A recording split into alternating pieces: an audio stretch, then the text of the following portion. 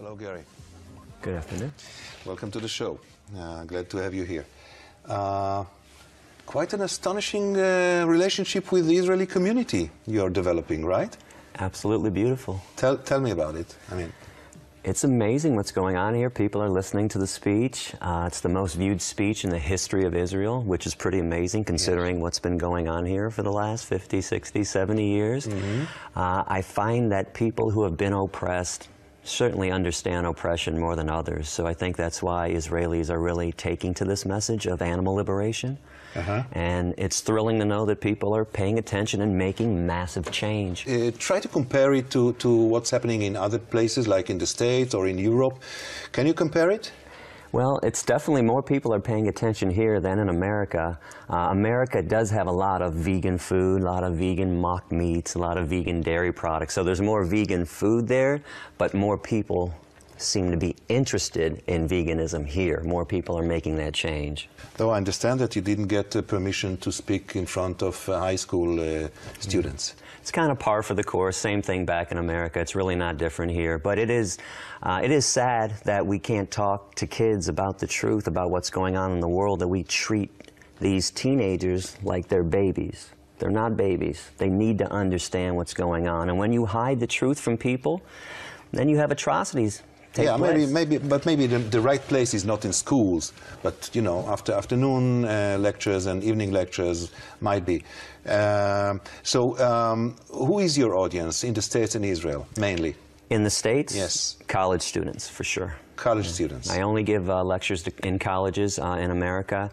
I just finished doing 89 lectures in 12 states. Okay, I understand that just a few days ago, you had a very strong recollection of the last time you've been to a slaughterhouse. Yeah. Can you tell me about it? In 2007, I actually went to an auction house. This was my first time I went to a place where they auction off animals. I had been to dozens of slaughterhouses over the years, but I wanted to see this place. It was open to the public, so I did not have to sneak around and break it at 3 in the morning, so I walked right in. I had a camera with me. I went backstage. That day, they were auctioning off sheep and cows. Now, first of all, they had the males spray painted on their back blue to mark them, and the females pink. The same markings that we've done to humans over the years with those atrocities, which we can talk about later. Yes. What really was disturbing to me and saddening to me was the first time the animals didn't recognize who I was and why I was there. Over the years, every time I went somewhere, it was like they knew I was there for them, and I'm like, I'm getting footage, I'm going to show people what's going on, and I'm going to share this with the world. Well, this was the day that they were just terrified about what was going on, and they turned their backs to me, and they were shaking and shivering. And as they looked back, it was like they were saying, what are you doing to me now? Where are you taking me now? Why are you stealing me away from my family again? Leave me alone, you two-legged devil. Just leave me alone. And here I am going, wait, no, I'm going to help. I'm just showing people what's going on. And they didn't recognize me. And this is where my anger emanates from when people don't want to listen to the message. This is why vegans get so militant, because I don't want to be a two-legged devil to the animals or to anybody. I don't want to be vicious and mean and callous and vile. But as a species, we are so callous towards the animals. That's how they view us. And it brings to mind a quote that made me go vegan way back in the day from a bishop from England, William Ralph Inge, I-N-G-E. In an 18th century sermon, this man said that we have treated our cousins in fur and feathers so horribly that beyond a doubt, if they ever formed an organized religion, the devil would be depicted in human form. That broke my heart the day I read it, and it still breaks my heart today because, again, they must look at us like we are devils. We cut things off their bodies, their horns while they're fully conscious, off the cows. We cut the beaks off of hens. We rip the testicles out of baby pigs when they're born. We torment them, put them on concentration camp trucks. We send them to slaughterhouses. They know what's going on. They're aware. They're conscious. They smell death and fear and blood in the air. We cut them up into pieces. This stuff has to stop. Over and over again, once and again, you go to ways of describing that we are used to hear concerning the Holocaust. Yeah. It's pretty sensitive around here, but you stand for it. Yeah. Isn't it over the top to use the Holocaust? The animal Holocaust was happening long before the Jewish Holocaust, during the Jewish Holocaust, and it's still happening today. I find it over the top that the Jewish Holocaust is compared to the animal Holocaust, because when you compare numbers, we're talking about 6 million Jews, and if you add up the other 6 million gypsies and blacks and Catholics and mentally retarded people, we're talking 12 million people were killed by the Nazis. In 1 year alone on this planet, 60 billion land animals, 90 billion marine animals are tortured, tormented, and killed in the world's most massive Holocaust. That's just in 1 year alone. In America today, 30 million land animals will be tortured and killed. Today, in 1 day? 1 day alone. Okay. That is a massive Holocaust. And Jews don't own the term Holocaust. I know Jewish people like to think it's our term, like black people like to think that they own slavery. And I have to admit that the numbers are more than impressive. But the moral argument is quite difficult, because one of my colleagues here asked you, were you to decide, Ilana Dayan asked you that, and I listened to your answer, and I want to go back there. She asked you, if you had a 3-year-old baby and a 3-year-old puppy, that you have to save one of them, would you choose? I think it's a horrible question to be asking somebody. And then I asked her back, would she save a black baby or a white baby? Would you save a Palestinian suicide bomber? Or would you save a flea? No. Because we act like human life is valuable, and it's not. Especially when you talk about mass murderers and rapists and Hitler and Himmler and Stalin and Idi Amin and Slobodan Milosevic and Muammar Gaddafi. I mean, is anybody going to save Muammar Gaddafi's life? How come people didn't come to his rescue when they pulled him out of a sewer and took a knife and shoved it in his anus? Nobody cares about Gaddafi, Osama bin Laden. This is so false. We are all speciesists. We think that animal life isn't valuable, and we falsely believe that human life is valuable. If I can further explain how unvaluable human life truly is, do you know that if you took humans off this planet, the extinction of humans would benefit everything that exists, the animals, the forests, the air, the water, the mountains? We are completely not special to this planet. If you removed ants, this is how special ants are. The whole ecosystem would collapse without ants. And I know you've been following the news with bees. If the bees disappear, everything falls apart. This is how special and valuable bees are to the world. Where do we get off saying that we are valuable when all we do is destroy and torment and think that we're superior and we dominate others? And this is why you said you wish that people that work in slaughterhouses get slaughtered themselves, or something very bad happens to them? Listen, I wish evil on evil people all the time. And any sane person would do the same thing. Was anybody upset when the Nazi hunters went and tracked down Adolf Eichmann and brought him back here and killed him? So people that work in slaughterhouses, there's a party in the streets. are like Nazis? Sure. To their victims, they are. Really doesn't matter what I think. To you. To me, yes, but most importantly to the victims. The victims don't see the people that killed Jews any different than the people who kill cows. And people that wear furs should be raped. Listen, I certainly don't wish that they hit the lottery. I don't wish that bags of money fall from the sky and boxes of lollipops land in their laps. I wish evil things happen to evil people, but I want to be clear about this. Yes. I hope rapists get raped. I hope child molesters get raped. I hope all the evil people in the world have evil done upon them, so maybe they can, for the first time in their lives, understand what it means to be treated like nothing. I don't understand why my wishes are worse than people's actions. People that eat meat, dairy, and eggs, people that wear fur coats, that support vivisection, that do vivisection, are the most violent people on the planet. I tell you why it's important, because maybe someone hears you right now and will take action which will be violent, which will be a murder, a killing. Okay, two things. Do you know when I made that statement? 1997. Okay. It's been 16 years and not one person has raped a woman in a fur coat because I wished it.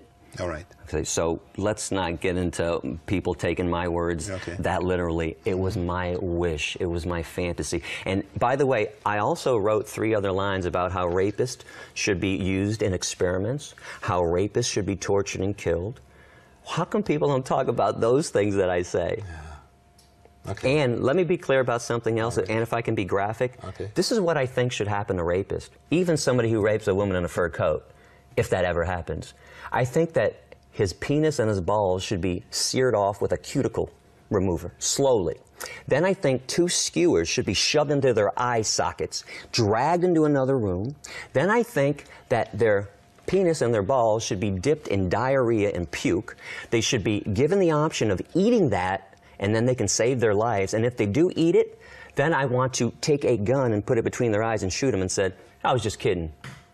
This is what I think should happen to rapists. Why do I have the feeling that you enjoy yourself speaking about this violence? Listen, because people feel the same way I feel. Nobody disagrees with my position on violence. They just only disagree with who I propose to be violent for.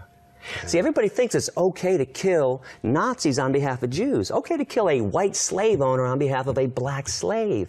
But nobody thinks it's okay to kill a chicken murderer on behalf of a chicken.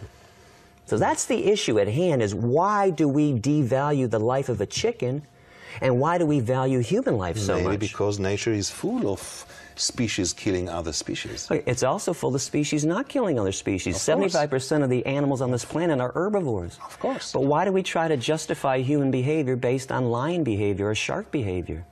It's also unfair because nobody else wants to do anything else that lions do. You notice that convenient argument? We just want to do what the lions do when they eat antelope. No, the argument is it might be quite natural to kill animals. Maybe you should do it in the most humane way possible and like not exaggerate. Holocaust? What? Like a humane Holocaust? See, we can't throw this word humane out there when we're talking about rape, torture, and murder. You can't put the word humane next to it. Doesn't work like that. That's not how the world works. Like if, let's take, for example, some farmer far away, maybe far away in time, in the past, grows an animal, and the animal has a wonderful life, grazing and enjoying itself. And when the time comes, he kills the animal in a nice way, the nicest possible. This is not rape. This is not Holocaust. This is the way of life. Okay, so if I go and meet a woman at a bar, I buy her some drinks, I bring her some flowers, I take her back and put on some soft music, some Teddy Pendergrass, and we dance and we look in each other's eyes, and I slip her a date rape drug and rape her. Is that humane? Why not?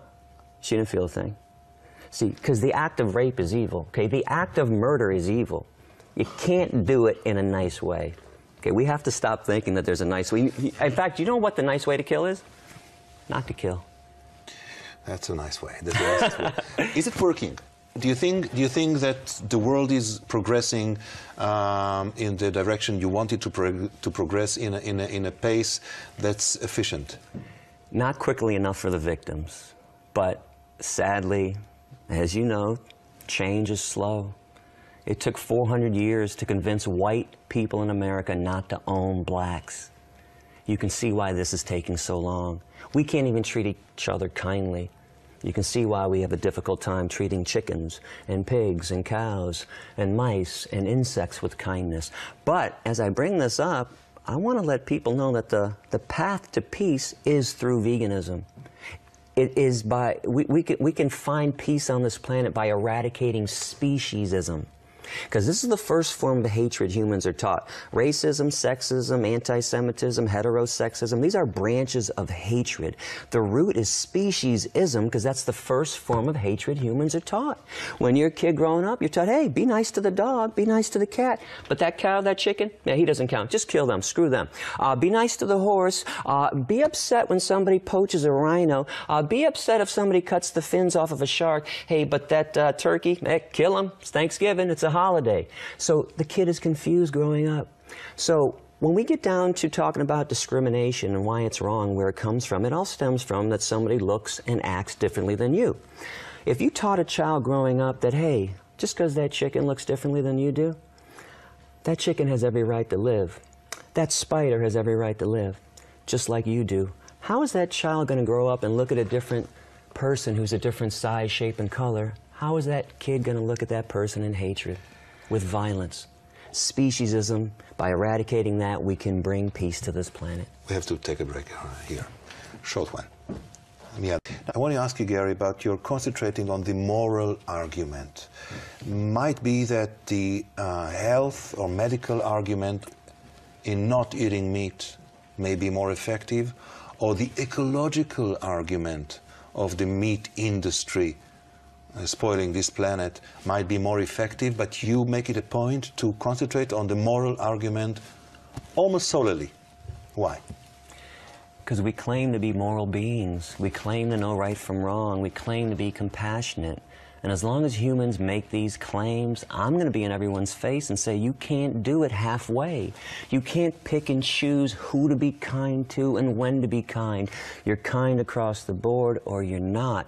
And I'm confused as to why we always have to go back to the table of justice and beg the majority of people to stop harming and killing somebody else. We do this over and over again. Can't we just cut to the chase and say that everyone on this planet deserves fair and equal treatment? People who eat meat, cheese, milk, and eggs are on the wrong side of justice. People who don't support animal rights will not win this battle. Injustice cannot live forever. It lasts a long time, unfortunately, for the victims, but injustice cannot live forever. Can you be friends with someone who's not vegan? I am. My best friend in the world of 35 years isn't vegan. No. No. And your family, your close family? I'm not close with my family at all. They're not vegans. Different relationship that I have with them than I do with Darren. Darren's honest about it. See, the problem that I have is when people lie about why they harm animals, that animals don't think, that they can't feel, that they're not smart, that I need my protein, that we can do it in a humane way. Darren looks me in the eye and says, Gary, you know damn well animals don't deserve this treatment, and so do I. I'm too lazy to switch. What do you want from me? Now, I despise his laziness. I despise everyone's apathy. But at least it's honest. At least you're not trying to come up with a stupid excuse to harm and kill animals. Because when people start lying, that's when I start getting angry. So I want to eradicate the lies and get down to the issues at hand. But if someone were to convince you that the ecological argument or the health, the medical argument may be much more effective, why don't use it? Because the issue is going to be ethics to me. Health issues are selfish reasons. I'm trying to make people unselfish. The reason why we're so mean to animals, because we think we're so special. That's selfish. I'm trying to make people unselfish. I'm trying to make people be altruistic. Now, here's what I love about the health benefits of veganism. When you're being altruistic, you should never expect anything in return. Right. When you're vegan, you get a lot of great things in return. Your health, you're good to the earth. Because let's face it, the worst form of environmental destruction is animal agriculture. That's right. So there are some great benefits and kickbacks, but without a clear conscience, without mental health, we can't have physical health. So if you're going to focus on the physical health aspects and miss this aspect, you're still not right. You said one of your best friends is not vegan, is a carnivore. Yeah. So you can be friends with someone who's a carnivore. I just want to further explain this. What humans do to animals is completely evil. I won't mince my words on that. Yeah. Individually, I mean, virtually nobody kills themselves, kills animals themselves. So I know most people aren't evil individually. Most people can harm somebody else. If you put a knife in my hand when I was growing up, even though I ate meat, said, hey, Gary, go kill that cow, Billy, you must be crazy. I'm sticking that knife in somebody else's throat. So we pay other people to do it. So I want to reach those people that are passively evil, that passively take part in this, and that's the masses. As a boy, back in Michigan, in the States, of a nice Jewish family, right? Mm-hmm. Was there something that could have told me that as a grown-up you'll be doing the things that you do? Not a chance. Not a chance? There's no. This is what's so bizarre about this whole I don't journey. mean only the meat eating. No. Temperament-wise. Well, I always had an authority problem. Surprise. Yeah. I always liked to buck the system. I was always kind of a rebel. I didn't like rules, especially when the rules were silly or unjust or they didn't make any sense. So were you one of these youths that get in troubles? Oh, every day at high school. I was in the principal's office every single day. Absolutely. It's one a funny story too. I was such a troublemaker too. In our high school growing up, we had to sign up for our classes, but we were told over the 4 years you have to make sure you do this amount of math, this amount of English. Well, I despise math, so I never signed up for any math classes. I took extra English classes. I'm a speaker. I was always fascinated with words. So 2 weeks before graduation, Miss Jackson called me in and said, "Gary, I was going over your record. You haven't signed up for any math classes in 4 years. I can't let you graduate." And I said, "You want to keep me here for another year? That's fine with me." Now, mind you, I'm the troublemaker in the office every day, and she looks at me up and down. "Get out of here," sighs the sheet. "Get out of here." Only I can get away with something like that. So, and eventually you find yourself in jail as well. Yeah, well, you know, when I first found out about the animal issues, I, of course, looked up other revolutions in history. I saw what Gandhi did, that he was going to jail and getting arrested. I saw Martin Luther King and Rosa Parks and Cesar Chavez. They were all getting arrested for their cause, doing civil disobedience. So I thought that was the path to help animals become liberated. So that's what I went out and did too. Well, did you free some animals? I freed 1,542 mink from an animal concentration camp in Blenheim, that's why you Ontario. went to jail? That was one of the jail. That was the first major one that put me on the map. Things went badly for me that night. 540 mink did escape, and they were never going to be tortured again. Mink have their necks broken, by the way, manually on a fur farm. I was apprehended that evening. It was Easter Sunday, 1997, when I did this. I thought that was a good day to go help somebody out. I was charged with B&E, and I was sentenced to 6 months in a maximum security detention center. And even those prisoners knew that it was crazy that I was there, because when they started asking questions, they saw me on the news, and they said, "What are you doing here with us? You freed some rats, and you're here with us?" I said, no. I also caused $2.1 million in damage that night and put the mink murder out of business permanently, and we don't tolerate economic sabotage in our society because we don't worship God. I saw a stat that 96% of the population believes in God. I don't deny that. I just wish they worship God, because people worship the root of all evil. People worship money, and that's why all this violence takes place too. Capitalism. It is the most profitable business on this planet since the beginning of time, animal slavery. Nothing comes close. Not cars, not gasoline, not oil, not computers. Nothing compares to the amount of money being made off the backs of animals, literally. Do you believe in God? Yes, I do, absolutely. I will talk openly about God. I don't believe in organized religion, but I absolutely believe in God. I believe in the Garden of Eden. The Garden of Eden. I believe in thou shalt not kill. I believe Genesis 1:29, God's first law is I give you seed-bearing plants for food. I believe that God created humans, animals, and the earth. Therefore, God is inside humans, animals, and the earth. Therefore, if you murder humans, animals, and the earth, you are murdering God. I notice that religious people love to worship things that we created in God's name. The Bible, the Quran, Stars of David, the cross, but nobody worships anything that God created. Animals, kill them. Kill them right now. Those horns on that cow, cut them off right now while that cow is fully conscious. The water, pollute it. The air, pollute it. The forest, cut it down. Anything that God made, we destroy. Anything that we made in God's name, we worship. So my condemnation isn't about God. It's about what religious people do in God's name. Well, very glad you came to our studio. Thank you for coming. Thanks for having me. ותודה רבה לכם על הצפייה. להתראות.